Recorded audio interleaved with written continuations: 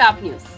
విశాఖ జిల్లా పాయకరావుపేటలో టీడీపీ అధినేత చంద్రబాబు ప్రజాగలం సభకు హాజరయ్యారు. ఈ సందర్భంగా ఆయన ప్రసంగిస్తూ కేంద్రంలో అధికారంలో ఉన్న బీజేపీ ఇవాళ మోదీ సంకల్ప పత్ర పేరుతో మేనిఫెస్టో విడుదల చేసిందని అన్నారు. మేము ఇప్పటికే ఏపీలో సూపర్ 6 పేరుతో మేనిఫెస్టో తీసుకొచ్చాం. మిత్రుడు పవన్ కళ్యాణ్ 6 కాదు సార్ 10 ఇద్దామని అన్నాడు. నేను ఓకే అన్నాను. ఇప్పుడు మేమిచ్చే పథకాలు కేంద్రం ఇచ్చే పథకాలు కలుపుకుంటే ఆకాశమే హద్దుగా అభివృద్ధి చేసుకునే అవకాశం ఉంటుందని చంద్రబాబు వివరించారు. ఇక్కడ అనిత గారు ఉన్నారు. వారి నాయకత్వంలో ఒకటే హామీ ఇస్తున్నా, అన్ని విధాల అభివృద్ధి చేసే బాధ్యత ఒక పక్క నేను, ఇంకో పక్క కేంద్రానికి సంబంధించిన రమేష్ తీసుకుంటామని మీ అందరికి హామీ ఇస్తున్నా. మొట్టమొదటిసారిగా ఆ మహనీయునికి నివాళులు అర్పిస్తూ ఈ సభను ప్రారంభిస్తున్నాను. అంబేద్కర్ గారు ఆ రోజే ఆలోచించారు. ఒక్క విషయం చెప్పాడు, రాజ్యాంగం ఎంత గొప్పదైనా దాన్ని అమలు చేసేవారు మంచివారు కాకపోతే ఆ రాజ్యాంగం మంచి ఫలితాలు ఇవ్వదని ఆయన ఆ రోజు చెప్పాడంటే జగన్మోహన్ రెడ్డి లాంటి దుర్మార్గుడు వస్తాడని అంబేద్కర్ గారు ఆ రోజే ఆలోచించారు. అవునా కాదా? అందుకే తమ్ముళ్ళు, రాజ్యాంగం మంచిది, అమలు చేసే వ్యక్తే దుర్మార్గుడు.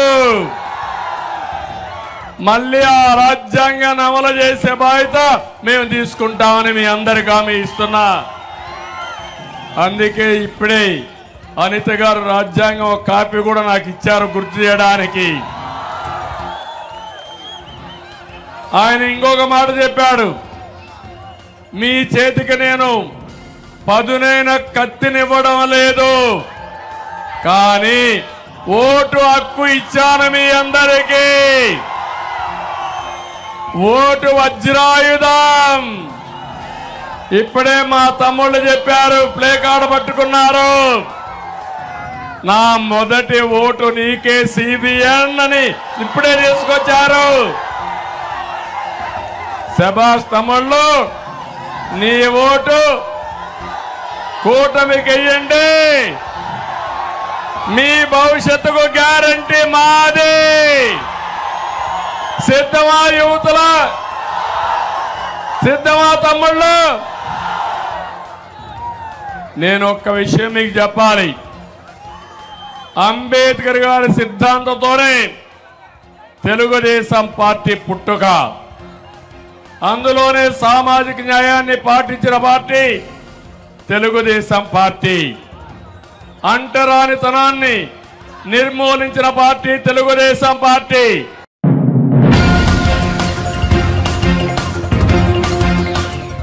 టీడీపీ అధినేత చంద్రబాబు గాజువాక ప్రజాగలం సభలో ప్రసంగిస్తుండగా అనూహ్య సంఘటన చోటు చేసుకుంది.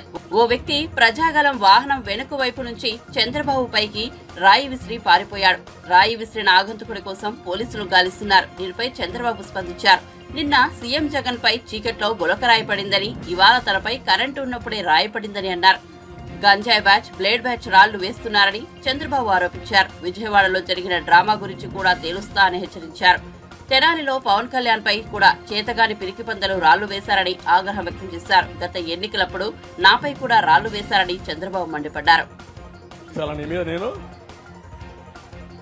నీ పోలీసులయ్యా, నీ కరెంటు డిపార్ట్మెంట్, నీకు సిగ్గు లేకపోతే నువ్వు ముఖ్యమంత్రిగా రాజీనామా చేయి. 1 గంటలో ఎట్లు ఇవ్వాలని అడ్మినిస్ట్రేషన్ ఇచ్చే సత్తా నాకుంది. చేసి చూపించిన ట్రాక్ రికార్డ్ నాకుంది. నీ బాబాయి నువ్వే చంపి నా మీద నేరోపణ చేసి ప్రజల సానుభూతి తెచ్చుకోవాలని దుర్మార్గుడు నువ్వు. తర్వాత నీ చెల్లెల్ని కేసులు పెట్టి వేధించిన దుర్మార్గుడు నువ్వు. కోడికత్తి డ్రామా ఆడి కోడికత్తో నేను ఉపయోగించానండి నేను పొడవడానికి. అంటే ఏం మాట్లాడతావు? ఇప్పుడు ఎవడో గులకరాయి వేస్తే నేనే ఇప్పించాను గులకరాయి. ఆ గులకరాయి వేశాను కాబట్టి నా మీద రాళ్లు వేస్తావా నువ్వు? బాంబులేస్తేనే భయపడలా నేను, ఈ రాళ్లకేం భయపడతాను? తప్పుడు పనులు చేయొద్దండి. పవన్ కళ్యాణ్ పైన రాళ్లు వేస్తాను, నా పైన రాళ్లు వేస్తాను, ప్రధానమంత్రి వస్తే మైక్ కట్ చేస్తాను, మేము భయపడిపోతాను అనుకుండా. నేను అడుగుతున్నా ఒక మాట. ప్రధానమంత్రి వచ్చాడు, మైకులు పెట్టాం, పని చేయలేదు. నేను అప్పీల్ చేశాను, ప్రధానమంత్రి గారు అప్పీల్ చేశారు, మైక్ లేదు చూడమన్నారు. కొంతమంది టవర్లు ఎక్కితే ప్రధానమంత్రి సాక్షాత్తు అప్పీల్ చేశారు, దిగండి దిగండి మీ ప్రాణం ముఖ్యమని. పోలీసులకు బాధ్యత లేదని నేను అడుగుతున్నా. నేను అప్పీల్ చేసినప్పుడు పోలీసులు వెళ్ళండి, ఒక దారం పట్టుకోండి, వాళ్ళందరినీ ఎన్నిక పంపేయండి, కంట్రోల్ అవుతుంది చెప్తే ఒక్కరు కూడా యాక్ట్ చేయాలి. అంటే మా మైకులు ఫెయిల్ అయిపోవాలా, ప్రధానమంత్రి కూడా మాట్లాడకూడదనే దురుద్దేశంతో మీరు చేశారు. ఆ రోజు ఎందుకు మీరు ఆఫీసర్ల పైన చర్యలు తీసుకోలేదని నేను అడుగుతున్నా, సమాధానం చెప్పమంటున్నా. నిన్న కరెంట్ ఆఫ్ చేసిన వాళ్ళ పైన, ముఖ్యమంత్రి పైన, గులకరాయి వేసిన వాళ్ళ పైన ఎందుకు యాక్షన్ తీసుకోలేదు? ఎవడేశాడు ఇది? చెప్పాలి కదా మీరు.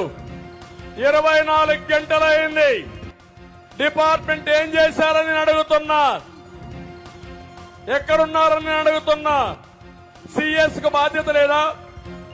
డీజీపీకి బాధ్యత లేదా? ఇంటెలిజెన్స్ కు బాధ్యత లేదా? నా మీద దాడి చేపిస్తూ పైశాచిక ఆనందాన్ని పొందుతారా? ఒక ఎంపీని అరెస్ట్ చేసి పోలీస్ లాకప్ లో పెట్టి ఇష్టానుసారంగా కొట్టి ఆ వీడియో చూస్తావా ముఖ్యమంత్రి? నువ్వు ఆనందపడతావా? నువ్వు ఇప్పుడు నీ మీద గులకరాయి వేస్తే పెద్ద కొంపలు కూలిపి నువ్వు మాట్లాడతావా? నేను దీన్ని కూడా అభినందించను. గులకరాయి వేయడం మంచిది కాదు, ఏ రాయిని కూడా వేయడం మంచిదే కాదు. కానీ ప్రజలకు కోపం వచ్చినప్పుడు ఒకటి, రేపు ఎన్నికలు వస్తాయి, ఈవీఎం దగ్గరికి వెళ్ళండి, మీకు జరిగిన అన్యాయం గుర్తు చేసుకోండి, 30 రోజులు చర్చ చేయండి. చిత్తు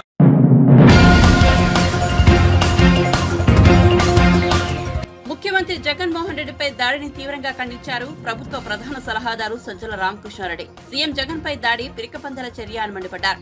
జగన్ పై దాడి దారుణమని, పక్కా ప్లాన్ తో చేశారని ఆయన ఆరోపించారు. దాడికి ఎయిర్ గన్ ఉపయోగించి ఉండొచ్చని అనుమానం వ్యక్తం చేశారు. దాడిని నటన అంటూ కొంతమంది మాట్లాడుతున్నారని, మనపైనే మనం దాడి చేయించుకుంటామా అంటూ విమర్శించారు. సీఎం జగన్మోహన్ రెడ్డిపై రాయపడటం అతి చిన్న స్టేజ్ డ్రామా అని తెలుగుదేశం నేత వల్లరామయ్య మండిపడ్డారు. ఘటన జరిగి 10 నిమిషాల్లోనే వైసీపీ నేతలు ధర్నా చేశారని, 10 నిమిషాల్లోనే ప్రకటనలు ఎలా వచ్చాయని ప్రశ్నించారు. ఇలా జరుగుతుందని కొందరు నేతలు పోలీసులకు ముందే తెలుసునని, కరెంటు పోయిన వెంటనే భద్రతా సిబ్బంది జగన్ కు ఎందుకు రక్షణ కల్పించలేదని వల్లరామయ్య అడిగారు. ఘటన జరిగిన వెంటనే మాజీ ముఖ్యమంత్రి టీడీపీ అధినేత చంద్రబాబు నాయుడు లోకేష్ పై ఆరోపణలు చేశారని, హత్యాయత్నం చేశారని, ఎవరినో ఒక వ్యక్తిని తీసుకొస్తారని సీబీఐ దర్యాప్తు కోరుతున్నామని, అప్పుడే నిజాలు బయటకు వస్తాయని, ఘటన ఎలా జరిగిందో జగన్ ప్రభుత్వ సలహాదారు సజ్జల రామకృష్ణారెడ్డికి మాత్రమే తెలుసునని వల్లరామయ్య చురకలందించారు.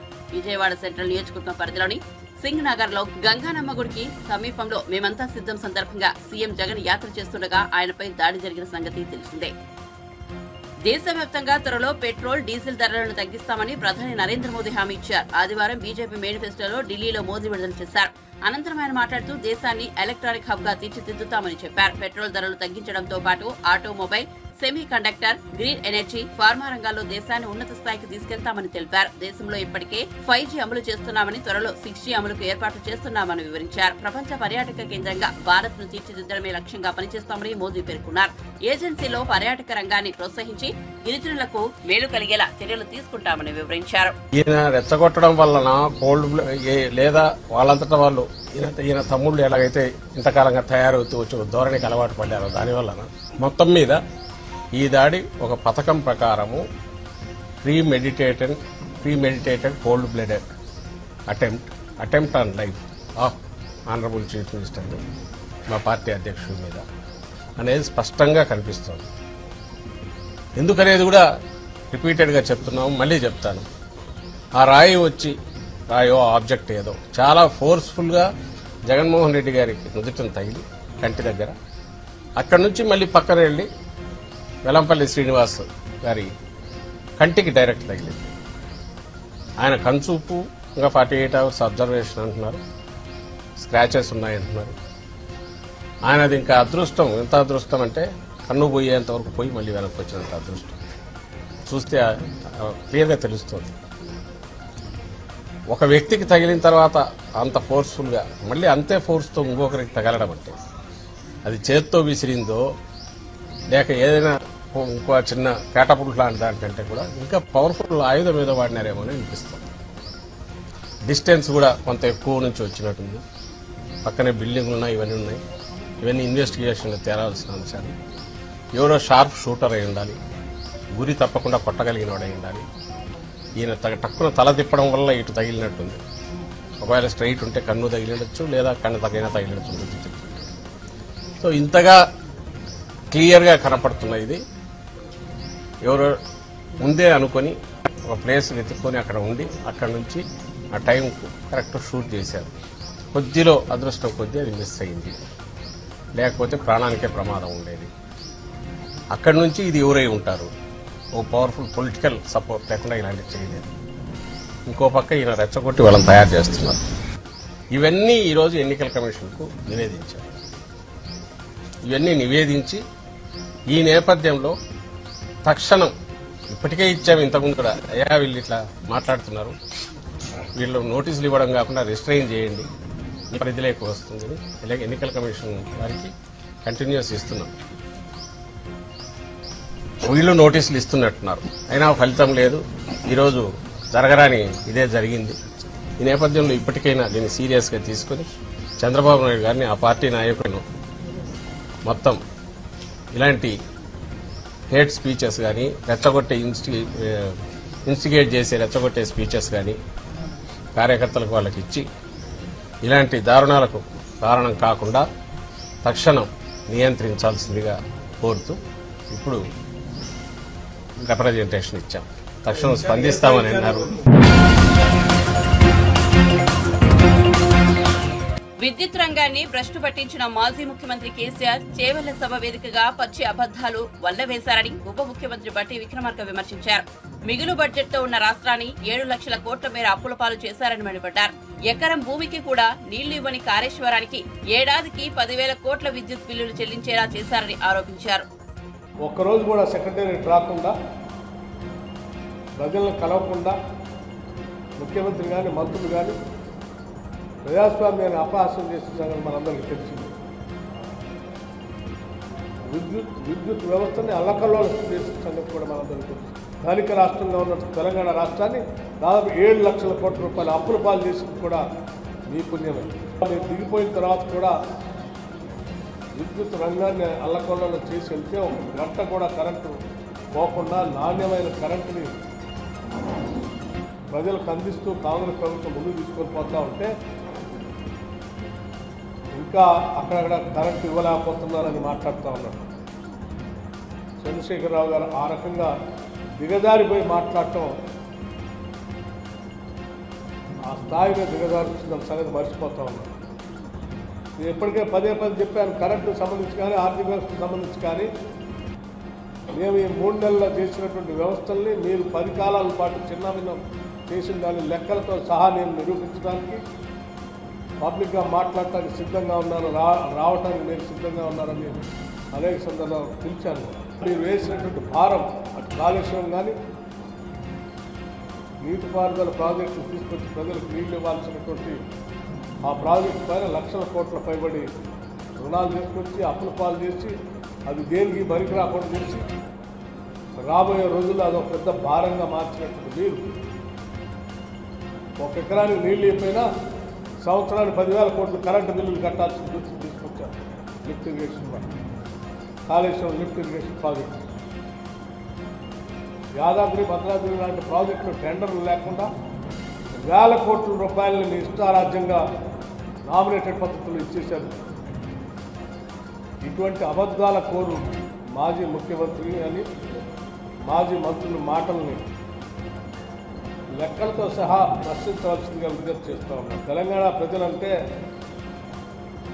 మాయ మాటలతో బొరిడి కొట్టించి తిరిగి అధికారం తెచ్చుకోవడం కోసం మీరు చేసే ప్రయత్నాన్ని నమ్మే పరిస్థితులు లేరు. యాదాద్రి థర్మల్ పవర్ ప్రాజెక్టుకు సంబంధించి మీ అనాలోచితమైనటువంటి దుర్బుద్ధితో పెట్టినటువంటి ఆ ప్రాజెక్ట్ ఇవాళ 35,000 కోట్లకి పెరిగి రాబోయే 30 సంవత్సరాల్లో కూడా రోజు రోజుకి దాని భారం పెరుగుతూ ప్రభుత్వం పైన ప్రజలపైన భారం పట్టడం తప్ప రాష్ట్ర ప్రయోజనాలకి ఏం ఉపయోగపడదని చెప్పడానికి ఎటువంటి సందేహం లేదు. భద్రాద్రి థర్మల్ పవర్ ప్రాజెక్టుకి సంబంధించి వద్దని చెప్పిన సబ్ క్రిటికల్ టెక్నాలజీ తీసుకొచ్చి పెట్టడం వల్ల అక్కడ పొల్యూషన్ ప్లస్ భారం రాష్ట్ర ప్రజలపైన దాదాపు ఇంకో 10,000 కోట్ల భారం అప్పనంగా వేసి వెళ్ళారు. దాదాపు 350 కిలోమీటర్ల పైబడి యాదాద్రి పవర్ ప్రాజెక్టుకి 350 కిలోమీటర్ల పైబడి బొగ్గు రవాణా ట్రాన్స్పోర్టేషన్ చేయాల్సిన పరిస్థితి ఈరోజు ఉంది. ఎవరైనా బొగ్గు ఎక్కడ దొరుకుతుందో ఎక్కడ మైన్ చేస్తున్నారో దాని దరిదాపుల్లో పవర్ ప్రాజెక్టు పెట్టుకుంటారు. కేవలం దాని ఖర్చు పెంచి దాంట్లో వచ్చి అవినీతిపరమైన అక్రమాలు చేయాలన్నటువంటి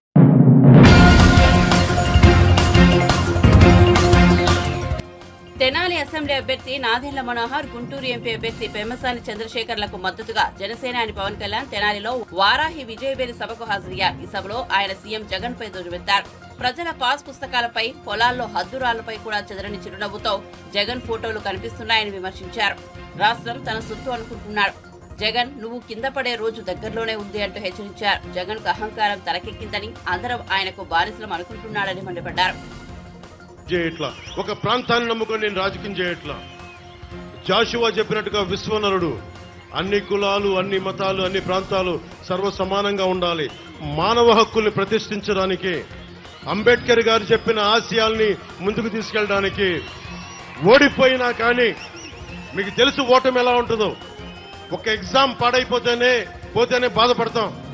అలాంటిది ఒక ఆశయం కోసం వచ్చిన నాకు 2 చోట్ల ఓడిపోతే బాధ ఎలా ఉంటుందో మీకు తెలుసు. తట్టుకొని ఎందుకు నిలబడ్డానంటే అందరూ పారిపోతారు. ఓటమిని చూడగానే ప్రజల మీద మమకారం పోద్ది.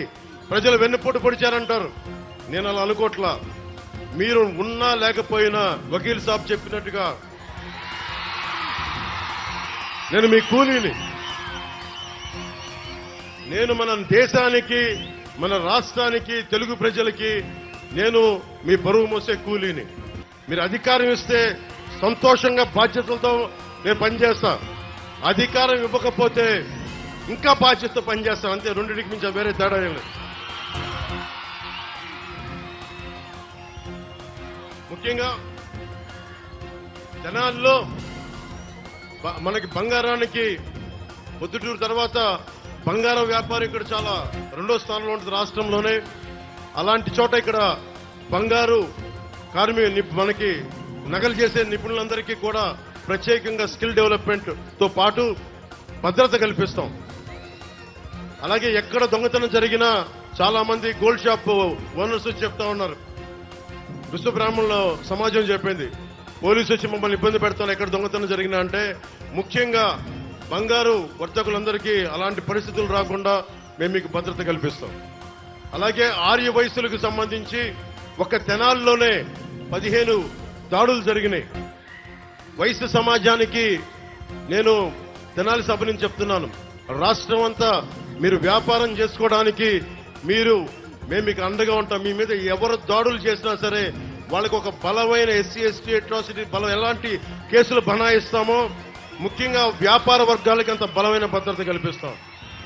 అలాగే వయసు సామాజిక వర్గానికి కూడా నేను మీ దాతృత్వాన్ని పొందిన వాడిని చిన్నప్పుడు. రమేష్ గారు అని చెప్పి నెల్లూరులో నేను చదువుకున్నప్పుడు 8th class Bhavani book centre అనే పుస్తకం నడిపేవాడు. ఈ రోజు నేను ఇంత చదువుకోగలిగానంటే ఒక వైశ్యుడి తాలూకు దాతృత్వాన్ని పొందిన వాడిని. ఆయన ఉచితంగా నాకు పుస్తకాలు ఇచ్చేవాడు, అప్పిచ్చేవాడు పుస్తకాలు కొనుక్కోమని. తర్వాత అప్పు తీర్చేవాడిని. మా అన్నయ్య చిరంజీవి గారు ఎప్పుడన్నా పాకెట్ పని ఇస్తే, మా వదిన ఎప్పుడన్నా పాకెట్ పని ఇస్తే ఆ డబ్బుతోటి పుస్తకాలు కొనుక్కునేవాడు. అప్పుడు దాకా ఒక రమేష్ నా ఫ్రెండ్ సీనియర్ ఆయన ఆయన కూర్చొని అప్పించేవాడు. అలాగే నేను వైశ్యుల చదువుకున్నానంటే, ఇంగ్లీష్ మాట్లాడగలుగుతున్నానంటే నిజంగా నా ఫ్రెండ్ రమేష్ వైశ్యుల దాతృత్వానికి నేను రుణగ్రస్తుండే. జగన్ చూడండి, ఈ రోజున మనకి ఆస్తులు, మనకి ఫామ్, మనకి రైతుల పట్టా పుస్తకాల మీద కూడా మనకి చక్కని చెదరని చిరునవ్వుతోటి వైసీపీ నాయకుడు జగన్ ముఖం కనిపిస్తూ ఉంటుంది. పొలాల్లో వేసే రాళ్లలో కూడా జగన్ ముఖ చిత్రం చక్కగా రాళ్ల మీద కూడా మనం గుర్తుపెట్టుకోవాల్సింది పొట్టి శ్రీరాములు గారిని, అమరజీవి పొట్టి శ్రీరాములు గారిని. మనకి మీరు ఊహించుకోండి,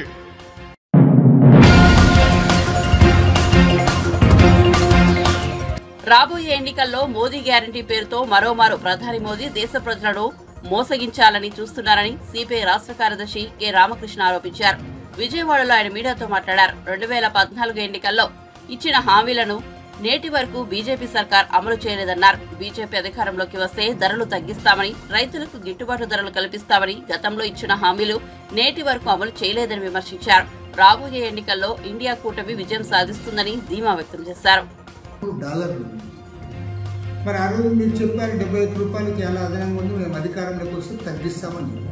తగ్గించకపోగా అంతర్జాతీయ మార్కెట్లో చమురు బ్యారెల్ ధర $83 పడిపోయినా సరే ఇవాళ మార్కెట్లో దాదాపు 106 రూపాయలు 110 రూపాయలకి మీరు పెట్రోల్ అమ్ముతా ఉన్నారు. అంటే మరి చమురు బ్యారెల్ ధర అంతర్జాతీయ మార్కెట్లో తగ్గిన నేపథ్యంలో ఇక్కడ ధరలు తగ్గాల్సింది పోయి ఎందుకు పెరిగాయో దానికి మీ దగ్గర సమాధానం లేదు. నిత్యావసర వస్తువుల ధరలు 100 డేస్లో తగ్గిస్తామన్నారు. ఏ ఒక్క నిత్యావసర వస్తువు ధర కూడా తగ్గిన పాపాన పోలేదు. అదేవిధంగా ఉద్యోగాలకు సంబంధించి చాలా ఘనంగా చెప్పారు, సంవత్సరానికి 2 కోట్ల మందికి ఉద్యోగాలు ఇస్తామని. మరి ఇవాళ చూస్తూ ఉన్నాం, ఎక్కడ కూడా ఉద్యోగాలు ఇచ్చిన పాపాన పోలేం. పైగా ఇవాళ నిరుద్యోగ సమస్య తాండవిస్తూ ఉంది. ఈరోజు భారతదేశంలో గతంలో ఏనాడు లేనంతగా నిరుద్యోగ సమస్య ఇవాళ మనం చూస్తూ ఉన్నాం. అదేవిధంగా వంట గ్యాస్ ధరలు 2014లో గ్యాస్ సిలిండర్ 410 రూపాయలు ఉంటే బీజేపీ వాళ్ళు సిలిండర్ పెట్టుకొని రోడ్లో ధర్నా చేశారు. ఇవాళ 1160 రూపాయలకు అమ్ముతా ఉన్నారు. దానిపైన మాట్లాడే దిక్కు లేకుండా. కాబట్టి ఉద్యోగాలు ఇవ్వలేకపోయారు, ధరల సమస్య పరిష్కారం చేయలేకపోయారు. బ్లాక్ మనీ తెప్పించి ప్రతి ఒక్కరి అకౌంట్లో కూడా 15 లక్షల రూపాయలు వేస్తామని చెప్పారు. విదేశీ బ్యాంకుల్లో 70 లక్షల కోట్ల రూపాయల నల్లధనం, భారతీయుల నల్ల డబ్బు ఉందని చెప్పారు. దాని గురించి వాళ్ళు ఒక్క మాట మాట్లాడలే. ఎవరి అకౌంట్లో కనీసం 15 రూపాయలు వేసిన పాపాన పోలే. కాబట్టి మీ గ్యారెంటీకి గతంలో ఇచ్చిన గ్యారెంటీలకి దిక్కు లేనప్పుడు ఇవాళ ఏ రకంగా మీరు ఇచ్చే గ్యారెంటీలకు జవాబు ఇస్తారు, సమాధానం ఇస్తారు. అదేవిధంగా అంతర్జాతీయంగా మన ఆర్థిక వ్యవస్థ అంతా ఎంతో బలోపేతమైనది చెప్పారు. 2014లో ఒక డాలర్కు 59 రూపాయలు ఉంటే దాన్ని ఎద్దేవో చేశారు మీరు. ఇవాళ డాలరు 84 రూపాయలు. అంటే రూపాయలు తగ్గిందా పెరిగిందా దానికి మీరే సమాధానం చెప్పాలి. కాబట్టి అన్ని రంగాల్లో ఈ ప్రభుత్వం విఫలమైంది. రైతుల సమస్యలు పరిష్కారం చేయలేకపోయారు, సాధారణ ప్రజల సమస్యలు పరిష్కారం చేయలేకపోయారు, మహిళలకు రక్షణ ఇవ్వలేకపోయారు. చివరికి మహిళా రెజ్లర్లు వారు బీజేపీ నాయకులు బ్రిజ్భూషణ్కు వ్యతిరేకంగా పెద్ద ఎత్తున పోరాటం చేస్తే కానీ వారికి న్యాయం దక్కని పరిస్థితి. మణిపూర్లో వందలాది మంది మహిళలను చంపేసి దారుణంగా మానభంగాలు చేస్తే నరేంద్ర మోడీ గారు కనీసం దానిపైన ఖండిస్తూ ఒక ప్రకటన కూడా ఇవ్వలేకపోయారు. మణిపూర్ ఇప్పటివరకు ఆయన విజిట్ చేసిన పాపాన కూడా. కాబట్టి ఇవాళ మళ్ళీ మహిళలకు రక్షణ గురించి బ్రహ్మాండంగా మీరు మాట్లాడతారు. కాబట్టి గతంలో ఇచ్చిన ఏ వాగ్దానాన్ని కూడా అమలు చేయని ప్రధాని నరేంద్ర మోడీ ఇవాళ మోడీ గ్యారంటీ పేరుతో ఏదైతే చెప్తా ఉన్నారో దాన్ని ప్రజలు నమ్మడానికి సిద్ధంగా లేరు. కాబట్టి ప్రజలందరూ కూడా దీన్ని లోతుగా ఆలోచించాలని కోరుతారు.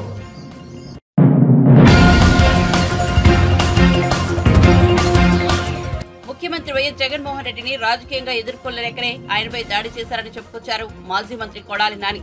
పక్కా వ్యూహంతోనే సీఎం జగన్ పై దాడి జరిగింది. చంద్రబాబు ప్రేరణతోనే గత ఎన్నికల సందర్భంగా ఇప్పుడు దాడులు జరుగుతున్నాయని తెలిపారు. కాగా కొడాలి నాని ఆదివారం మీడియాతో మాట్లాడుతూ ఆదివారం తుళ్లూరులో చంద్రబాబు సీఎం జగన్ ను రాళ్లతో కొట్టాలని చెప్పాడు.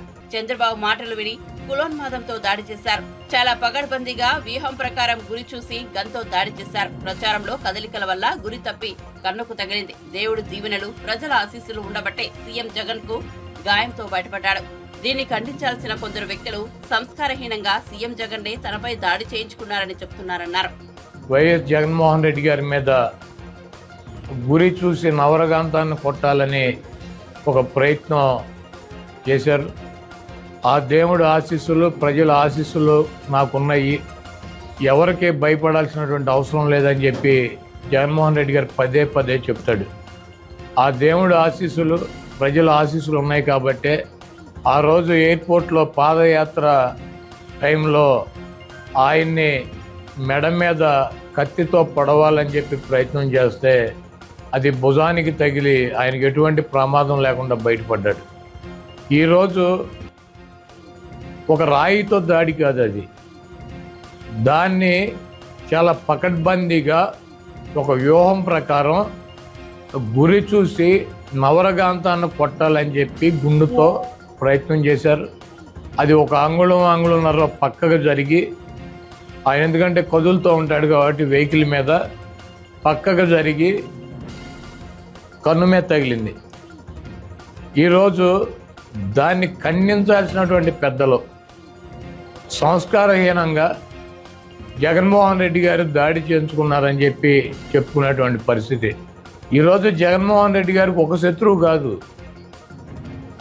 జగన్మోహన్ రెడ్డి గారిని రాజకీయంగా ఎదుర్కోలేక, జగన్మోహన్ రెడ్డి గారిని రాజకీయంగా ఏమీ చేయలేక 10 సర్వేలు చేస్తే ఈ రాష్ట్రంలో కానీ ఈ దేశంలో కానీ ఉన్నటువంటి నీతి నిజాయితీతో ఉన్నటువంటి సంస్థలో 9 సంస్థలు జగన్మోహన్ రెడ్డి గారికి 125 పైన అసెంబ్లీలు, 20 పైన పార్లమెంట్లు వస్తాయని చెప్తుంటే రాజకీయంగా నిరుద్యోగులైనటువంటి కొంతమంది వెధవలు, రాజకీయంగా జగన్మోహన్ రెడ్డి గారిని తట్టుకోలేనన్నటువంటి కొంతమంది వెధవలు, అదేవిధంగా డాక్టర్ బిఆర్ అంబేద్కర్ గారి విగ్రహాన్ని 125 అడుగుల విగ్రహాన్ని విజయవాడ నడిబొడ్డులో పెట్టారన్నటువంటి కక్షతో కొన్ని వర్గాలు ఈరోజు జగన్మోహన్ రెడ్డి గారి మీద దాడి చేసాయని చెప్పి నేను భావిస్తున్నాను.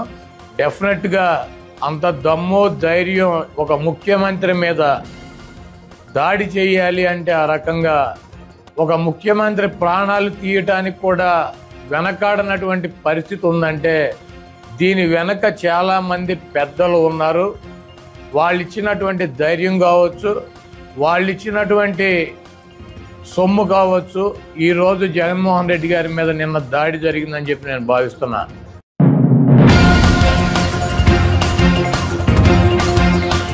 సీఎం జగన్ పై విజయవాడలో జరిగిన రాయి దాడిలో మాజీ మంత్రి వెల్లంపల్లి శ్రీనివాసరావు కూడా గాయపడ్డారు. ఈ దాడి ఘటనపై విపక్షాలు చేస్తున్న విమర్శలను ఆయన తిప్పికొట్టే ప్రయత్నం చేశారు.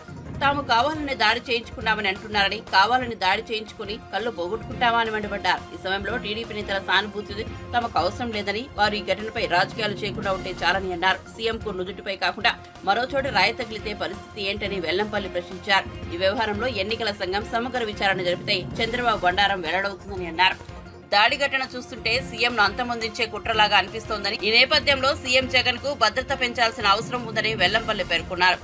వైఎస్ జగన్మోహన్ రెడ్డి గారు మేమంతా సిద్ధం కార్యక్రమం ఎంతో విజయవంతంగా లక్షలాది మంది ప్రజలు రోడ్డు మీదకి వచ్చి ఆయనకి దీవెనిస్తున్న పరిస్థితి చూసాం. సాయంత్రం 4:30 నుంచి ఇప్పటి వరకు కూడా చాలా బ్రహ్మాండంగా జరుగుతున్న తరుణంలో ఇది చూసి తట్టుకోలేక చంద్రబాబు నాయుడు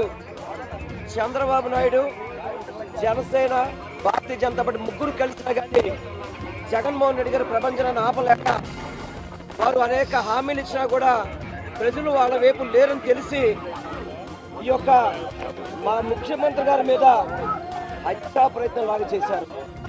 ముఖ్యమంత్రి గారికి కూడా చాలా బాగా పెద్ద దెబ్బ తగిలింది, బ్లడ్ కారుతుంది. ఆ తర్వాత పక్కనే ఉండబట్టి ఆ రాయి నా కంటికి కూడా తగలడం జరిగింది. ఇది చాలా దుర్మార్గం. చంద్రబాబు నాయుడికి పిల్లనిచ్చిన మావని నందమూరి తారక రామారావు గారి మీద చెప్పులు ఇస్తే దుర్మార్గుడు చంద్రబాబు. ఈరోజు జగన్మోహన్ రెడ్డి గారి ప్రపంచాన్ని చూడలేక ఏదో విధంగా అంతమంది ఇచ్చారని చెప్పని ఉద్దేశంతో దుర్మార్గంగా చంద్రబాబు నాయుడు వాళ్ళ తొత్తుల చేత ఇది చేయించిన కార్యక్రమం. నేను ఒక్కటే చెప్తున్నాను, చంద్రబాబు నాయుడు ఎన్ని కుట్రలు చేసినా కానీ జగన్మోహన్ రెడ్డి గారు చిరునవ్వుతోనే పార్టీకి అంత దెబ్బ తగిలినా కానీ ప్రజల కోసం మళ్ళీ వెంటనే పైకి వెళ్ళి ప్రజలకి అభివాదం చేసిన వ్యక్తి.